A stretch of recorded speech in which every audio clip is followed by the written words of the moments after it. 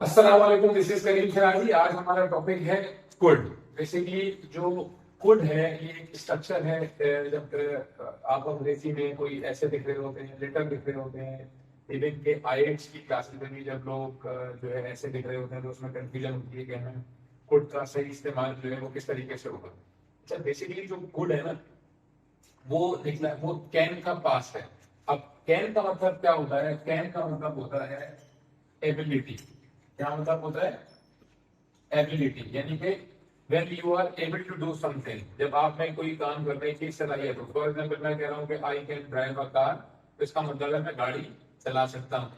She can ride a bicycle, we can convince the students. तो ये सारे जो काम है जिसमें कैन के बाद हम वर्ब की फर्स्ट फॉर्म लगाते हैं और एबिलिटी की बात करते हैं। तो इसी तरीके से जो कुड है वो है एबिलिटी इन द पास्ट, यानी कि for example I could drive a car, यानी कि अगर हम इसका ट्रांसलेशन करें तो मैं गाड़ी चला सकता था।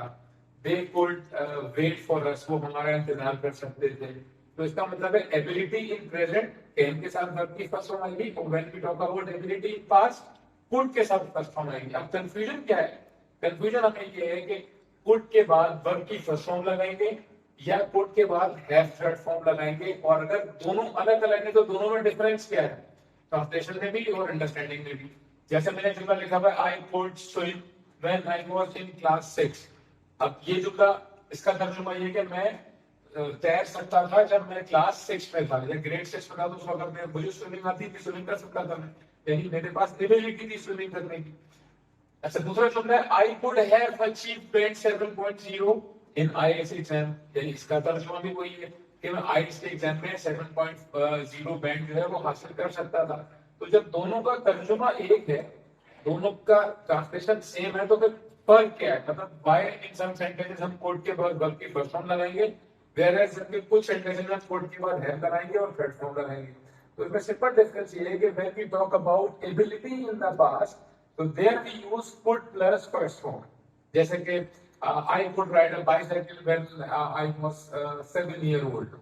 ठीक है, या ये वाला जुमला जो लिखा है, talk about ability in the past. अच्छा, when you had an opportunity, when you had an opportunity, यानी जब आपके पास कोई काम करने की अपॉर्चुनिटी थी बट यू डिड नॉट, तो वहां पर हम कुड के बाद हैव और फिर उसके बाद थर्ड फॉर्म लगाएंगे। जैसे for example last Sunday, there were some guests at my home. I could have served them well. इसका मतलब ये कि मेरे घर में पिछले संडे जो है, लास्ट संडे को कुछ मेहमान आए थे, मैं उनकी अच्छी खातिरदारी कर सकता था। इसका मतलब है कि मेरे पास अपॉर्चुनिटी थी, मैंने लेकिन नहीं करी। इसी तरीके से अगर एक कैंडिडेट आईएलटीएस की तैयारी कर रहा है और आईएलटीएस की तैयारी के बाद उसने तैयारी सही तरीके से नहीं करी और उसका रिजल्ट आया 5.5 बैंड फॉर सपोज, तो वो रिजल्ट हाथ में आने के बाद ये जुमला कह सकता है कि I could have achieved band 7.0 in IELTS exam. इसका मतलब है मेरे पास, जब मैं आईएलटीएस की तैयारी कर रहा था तो मेरे पास अपॉर्चुनिटी थी कि मैं सही तरीके से मेहनत कर लूँ, प्रैक्टिस कर लूँ, चीजों को समझ लूँ और मैं अपना जो है स्कोर ज्यादा अचीव कर लेता है। तो मेरे ख्याल से मैं समझाने में बिल्कुल क्लियर हूँ कि कोड प्लस फर्स्ट फॉर्म और कोड हैव थर्ड फॉर्म में क्या डिफरेंस है। अच्छा, बाकी जो चीज है वो ये कि आपका जुमला जो है इस टेंस का पॉजिटिव जुमला हो, नेगेटिव जुमला हो, कंफर्मेटिव हो, इंफॉर्मेटिव हो, सब में सेम फार्मूला है। जैसे पॉजिटिव जुमला I could ride a bicycle, negative क्या होगा? I could not ride a bicycle. Confirmative होगा could I ride a bicycle. Informative होगा which bicycle could I ride. इसी तरह कुड है वाले में भी इसी तरह होगा। तो बाकी सारी चीजें वैसी होंगी, बस इन दोनों का डिफरेंस मैंने ये बता दिया आपको। ठीक है, थैंक यू सो मच।